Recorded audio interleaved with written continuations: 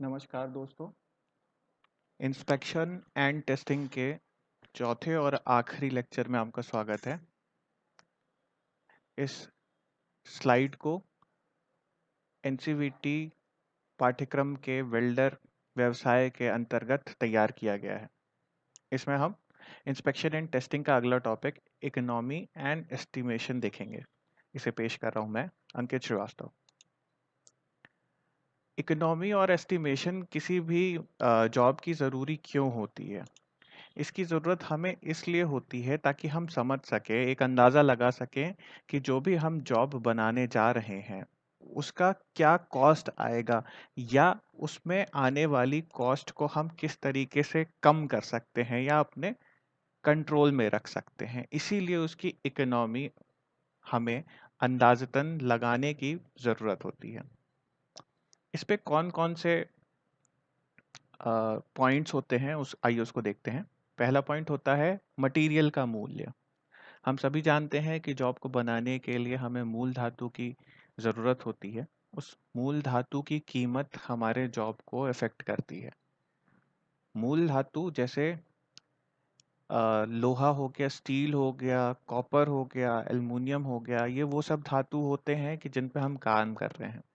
परंतु मूल धातु का मूल स्वभाव से अलग हमें उनके आकार पे भी ध्यान देना चाहिए कि हम शीट का इस्तेमाल कर रहे हैं कि फ्लैट का इस्तेमाल कर रहे हैं कि कोई ऐसा सेक्शन लिए हैं जिसे रोल किया गया है, फोर्ज किया गया है या कास्ट किया गया है। इन सभी चीज़ों का हमारे मटेरियल के मूल पे प्रभाव पड़ता है। अगला पॉइंट, फैब्रिकेशन का मूल्य। दोस्तों, फैब्रिकेशन मतलब होता है कि हम किसी भी जॉब का जो निर्माण करते हैं, उस निर्माण की कंप्लीट प्रोसेस को फैब्रिकेशन कहते हैं। इस निर्माण का 3 चरण होता है। पहला, तैयारी करना। दूसरा, उसको वेल्डिंग करना। हमारे टर्म में फैब्रिकेशन मतलब ही वेल्डिंग है, इसीलिए उसे का वेल्डिंग करना तथा फिनिशिंग करना। आइए इन तीनों के बारे में और जानते हैं। तैयारी करना। तैयारी करने के लिए बहुत सारे चरण होते हैं। जॉब को वेल्डिंग करने से पूर्व हमें यह देखना पड़ता है कि उसकी उपयोगिता क्या है। उस उपयोगिता को ध्यान में रख करके ही हम तैयारी करते हैं। तैयारी करना जैसे मटेरियल को हैंडल करना। अगर आपके वर्कशॉप में मटेरियल एक जगह पे रखा हुआ है या अगर इंडस्ट्री की बात करें तो मटेरियल किसी एक जगह पे रखा रहता है जिसे हम स्टोर कहते हैं। उस स्टोर से मटेरियल को वर्क प्लेस तक लाने के लिए मटेरियल हैंडलिंग की ज़रूरत पड़ती है। उस हैंडलिंग में हमें कुछ कॉस्ट लग जाती है। आमतौर पे देखा जाए तो 2 से 3% कॉस्ट हमें मटेरियल हैंडलिंग की ही लग जाती है। इस मटेरियल हैंडलिंग में हम अलग-अलग इंस्ट्रूमेंट या मशीनरीज का भी उपयोग करते हैं, जैसे क्रेन हो गया या हमारे स्लिंग्स हो गए, रेंच हो गया। इन सारी चीज़ों का हमें उपयोग करना पड़ता है जिसकी कॉस्ट इसमें इंक्लूड की जाती है। फिर आता है कटिंग। जब भी जॉब हमारा एक रॉ मटेरियल के देखे तो एक शीट होता है या एक सेक्शन होता है। उस सेक्शन को हमें काट करके अपने उपयोगिता के अनुसार उसकी लेंथ और विड्थ और यदि कोई और सेक्शन है उसको डायमेंशन करना पड़ता है। उस कटिंग में हमें कुछ कॉस्ट हमारी चली जाती है। इसी प्रकार से अन्य चीज़ें होती हैं जैसे शीयर करना, वेल्डिंग करने से पूर्व वेल्ड करने की तैयारी, फॉर्मिंग, फिटिंग, पोजिशनिंग और साथ ही साथ उसमें आने वाले लेबर की कीमत। आइए आगे चलते हैं। तैयारी के बाद आता है हमारा फैब्रिकेशन का प्रोसेस, जो कि हमारे व्यवसाय में वेल्डिंग है। वेल्डिंग वेल्डिंग की कीमत में 3 फैक्टर्स आते हैं। पहला, इलेक्ट्रोड की कीमत। दूसरा, वेल्डिंग करने के दौरान उपयोग में हो रहा पावर। तीसरा, फिर से वेल्डिंग के दौरान उसमें लगा हुआ मानव बल या लेबर। यहाँ पे आप देख सकते हैं पावर की कॉस्ट निकालने के लिए एक फॉर्मूला दिया हुआ है, V × A/1000 × T/60 multiplied by 1/E multiplied by rate per unit. यहाँ पे V, A, T और E की परिभाषा यहाँ पे दी गई है। आइए देखते हैं इसके बाद तीसरा पॉइंट जो होता है वो होता है फिनिशिंग की कॉस्ट। फिनिशिंग की कॉस्ट जब हमारा जॉब पूरा हो जाता है, जब हम उस पर प्रोसेस कर लेते हैं, तो हमारे जॉब के लिए बहुत ज़रूरी होता है कि उसका दिखाव, मतलब उसका प्रारूप कैसा है, वो दिखने में कैसा है। अगर उसमें कहीं ना कहीं दिखने में उसका रूप अच्छा नहीं है तो हमें उसे सुंदर बनाना पड़ता है। इसको करने के लिए हम अलग अलग प्रोसेस का इस्तेमाल कर सकते हैं, जैसे machining, grinding, sand blasting, pickling, heat treatment, painting. और इसमें भी ये सारे प्रोसेस करने के साथ साथ आपको लेबर की कॉस्ट भी देनी पड़ती है।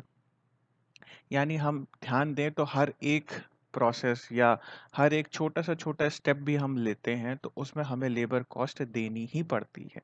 इसीलिए जितने ज़्यादा हमारे स्टेप्स बढ़ते चले जाएंगे फैब्रिकेशन में या किसी जॉब को बनाने में, हमारा लेबर कॉस्ट बढ़ता चला जाएगा। Overhead cost.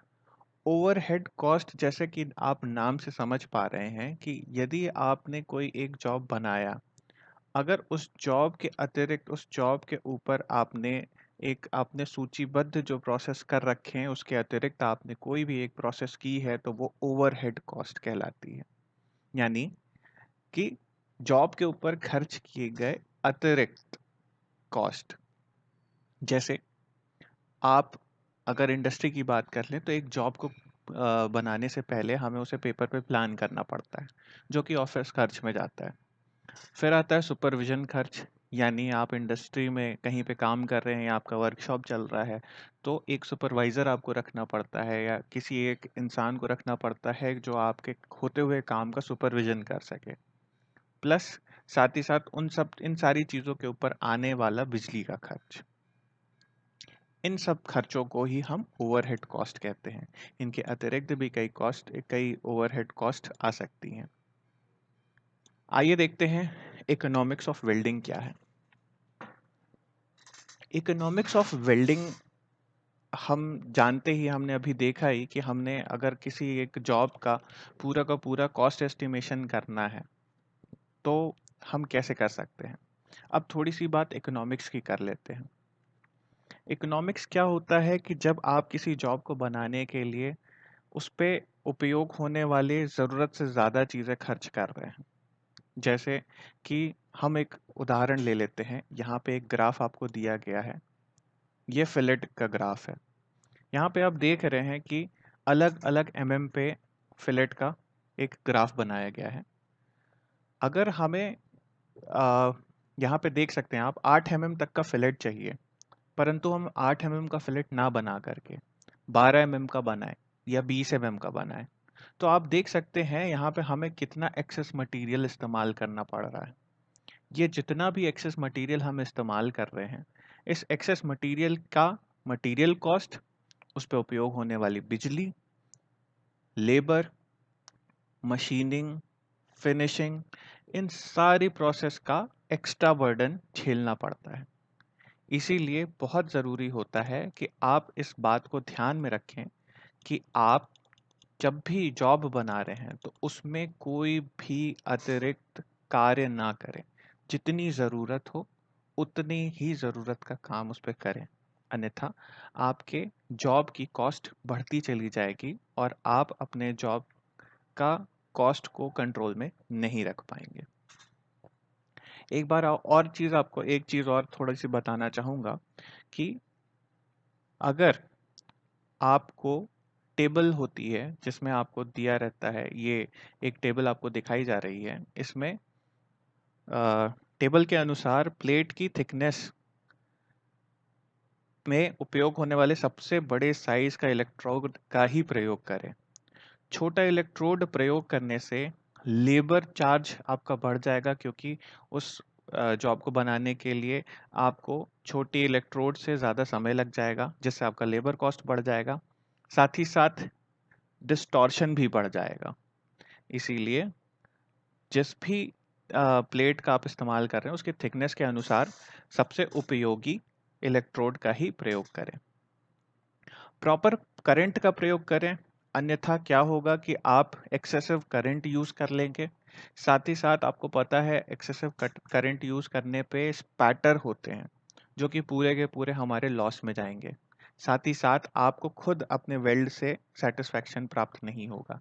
इसीलिए बहुत ज़रूरी है कि आप अपने जॉब के ऊपर ध्यान दें और सही करंट का इस्तेमाल करें। यहाँ पे मैं एक और आपको ग्राफ दिखा रहा हूँ। इस ग्राफ में आप देख सकते हैं कि लेंथ ऑफ इलेक्ट्रोड दी गई है एक सिरे पे। ऊपर आप देख सकते हैं परसेंटेज ऑफ इलेक्ट्रोड डिस्कार्डेड, यानी कितना प्रतिशत इलेक्ट्रोड आपने अलग कर दिया है। नीचे आप देख सकते हैं कि परसेंटेज ऑफ मेटल डिपॉजिटेड पर केजी ऑफ इलेक्ट्रोड दिया है। यहाँ पे हम देख सकते हैं कि हमें जो मैक्सिमम लेंथ दी हुई है 350 mm की दी है। इसमें आप सबसे पहले देखेंगे दिया हुआ है स्पैटर एंड कोटिंग लॉस। ये वो लॉस है जिस पे आपका बस नहीं रहता है।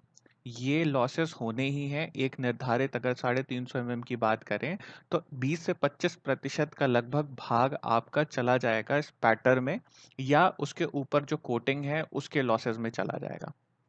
फिर 5% का और लॉस देख रहे हैं आप, रॉड एंड लॉस, यानी अंत में जो रॉड बच जाती है वो लगभग 5% हिस्सा उसका वो लॉस हो जाता है, यानी घुमा फिरा के 30% आपका इलेक्ट्रोड का लॉस तय है। इसके अलावा अब जितना भी 70% भाग बचा है वो लॉस आपके बस में रहता है। यहाँ पे आप देख सकते हैं कि अगर आपने 350 mm इलेक्ट्रोड का पूरा इस्तेमाल किया है तो ऊपर परसेंटेज ऑफ इलेक्ट्रोड डिस्कार्डेड 0 हो जाएगा, यानी आपने उसका पूरा इस्तेमाल कर लिया है। अगर वही वैल्यू आप कम करते चले जाएंगे, यानी 300 mm करते चले जाएंगे, तो आप देख सकते हैं कि आपने 80% ही इस्तेमाल किया। 250 mm पे करीब 72% है, 200 mm पे और कम होता चला जाएगा। इसी प्रकार से 0 mm पे आकर के वो 30%, यानी बहुत कम हो जाएगा। आपने उसका इस्तेमाल लगभग ना के बराबर किया। चलिए इसी से जुड़ा एक और चार्ट देखते हैं। इस चार्ट में आपको 3 अलग-अलग पोजीशन के बारे में बताया गया है, फ्लैट, हॉरिजॉन्टल और वर्टिकल। ये कॉस्ट एस्टिमेशन है इन तीनों पोजीशन टाइप्स की। अगर आप फ्लैट पोजीशन में देखते हैं तो आप देख रहे हैं कि एस्टिमेटेड कॉस्ट लगभग 100 पॉइंट्स पे है। अगर उसी जॉब को आप हॉरिजॉन्टल पोजीशन में बनाएंगे तो वो 165 पॉइंट्स पे चला जाएगा, यानी उसकी कॉस्ट बढ़ गई है। इसी प्रकार से अगर आप सेम जॉब को वर्टिकल पे बनाएंगे, वर्टिकल पोजीशन में, तो उसकी कॉस्ट लगभग 3 गुना बढ़ जाती है फ्लैट से। यानी सबसे उपयोगी, या आप कह सकते हैं कि अगर आपको सबसे कम दाम में काम करना है तो फ्लैट पोजीशन सबसे बेस्ट होती है। आशा करते हैं कि आप इस टॉपिक को अच्छे से समझ पाए हैं। इस टॉपिक को यहीं पे ख़त्म करते हैं। अगला टॉपिक हम गैस मेटल आर्क वेल्डिंग देखेंगे। धन्यवाद।